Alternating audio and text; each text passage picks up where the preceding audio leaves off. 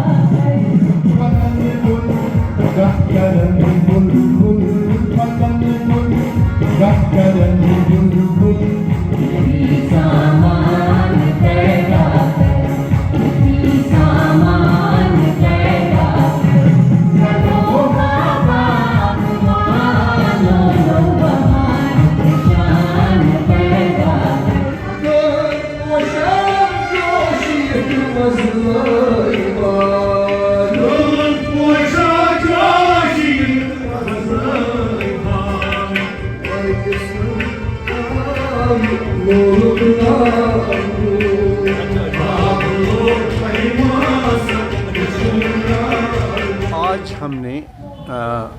شاعر کشمیر مہجور صاحب کی 73ویں برسی کے سلسلے میں ایک تقریب کا اہتمام کیا تھا سری نگر کے اس ٹیگور ہال میں۔ اس تقریب میں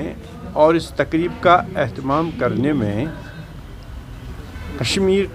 Jammu Kashmir cultural academy, Jammu Kashmir Mahjoor foundation اور ساہت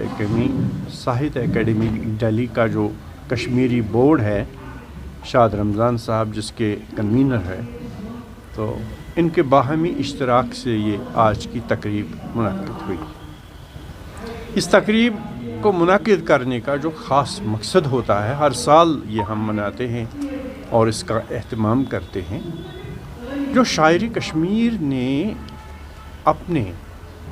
اپنی تصانیف اور شعری تصانیف اور نثری تصانیف میں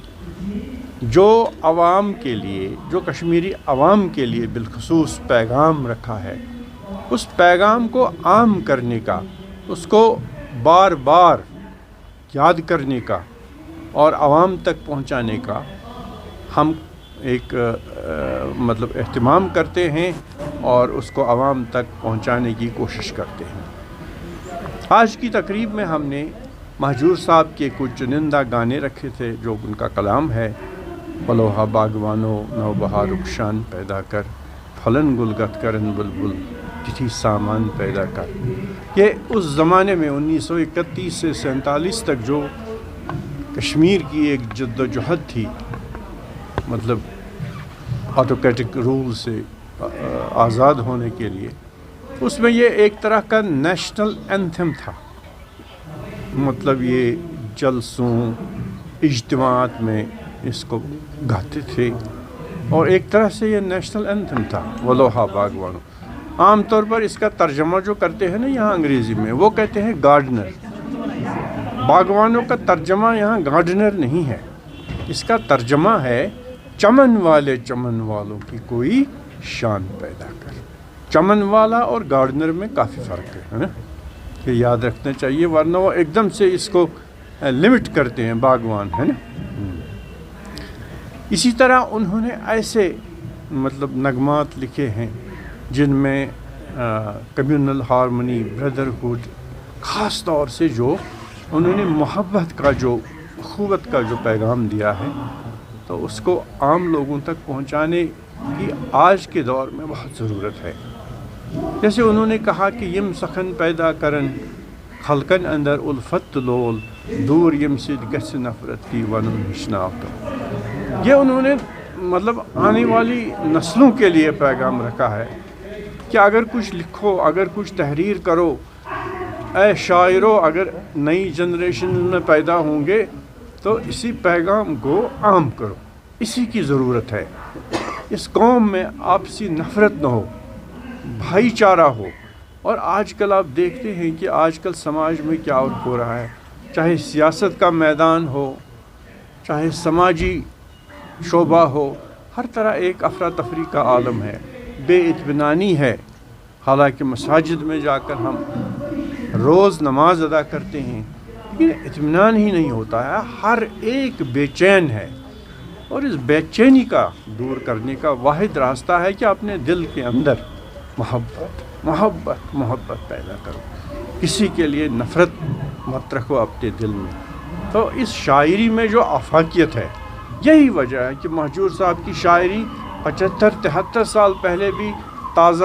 تر لگ رہی تھی، اور آج کے دور میں بھی۔ بیچ میں کئی دور آ گئے کشمیری شاعری میں، ترقی پسندی آ گئی، دوسری خیالات آ گئے، لیکن یہ اپنی جگہ ہے، مسلم ہے اپنی جگہ۔ تو یہ مہجور صاحب کی عظمت ہے، اور ان کی اسی خصوصیت کو عام کرنے کے لیے، اس کو بار بار یاد کرنے کے لیے آج ہم نے اس تقریب کا اہتمام کیا تھا، اور جس کے مہمان خصوصی تھے ہمارے عزت مآب director school education Kashmir Ghulam نبی یتو صاحب، اور ہمارے صدر محفل تھے ہمارے سب سے بڑے عالم دین مولانا شوکت حسین کنگ صاحب، اور سامعین کی باہری بھیڑ تھی یہاں موجود، اور شاندار الفاظ میں شعراء نے، گلوکاروں نے مہجور صاحب کو شاندار الفاظ میں خراج عقیدت پیش کیا۔